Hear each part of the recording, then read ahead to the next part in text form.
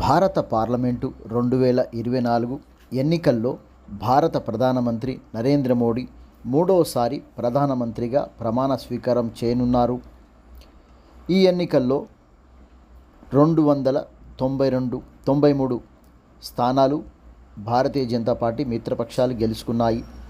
దేశంలోని వివిధ రాష్ట్రాలలో దేశంలోని ఓటర్లు 293 పార్లమెంటు స్థానాలు భారతీయ జనతా పార్టీ మిత్రపక్షాలకు ఎన్నికల్లో ఓటర్లు తీర్పు ఇవ్వడంతో ప్రభుత్వం ఏర్పాటు చేయుటకు సంపూర్ణమైన మెజారిటీ ఉందని తెలుస్తుంది.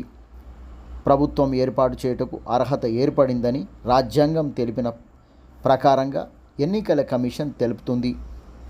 ఈరోజు ఢిల్లీలో జరిగిన విజయోత్సవ సభలో భారత ప్రధాని సభకు విచ్చేసిన సందర్భంగా దేశ ప్రజలను ఉద్దేశించి మాట్లాడుతూ దేశ రక్షణకు ఇంకా ఎంతో కృషి చేయవలసిన అవసరం ఉందని, దేశ ప్రజల సంక్షేమానికి మిగిలి ఉన్న పనులు చేయవలసి ఉందని, ఎంత చేసినా జనాభా పెరుగుతుంది, విదేశాలతో వివిధ సందర్భాలలో శత్రుత్వము మిత్రుత్వము ఇవన్నీ చూసుకుంటూ దేశ ప్రజలకు సంక్షేమం చేయడానికి విదేశీ పెట్టుబడులను మన సొంతంగా స్టార్టప్ కంపెనీల ద్వారా మన దేశంలో ఉన్నటువంటి విద్యార్థులకు మంచి ప్రోత్సాహంతో సాంకేతిక విద్యను అందించి ప్రపంచంలో 3వ ఆర్థిక శక్తిగా ఎదగడానికి దేశ ప్రజలు నాయకులు ఎంతో కృషి చేయవలసినటువంటి అవసరం ఉంది అన్నారు.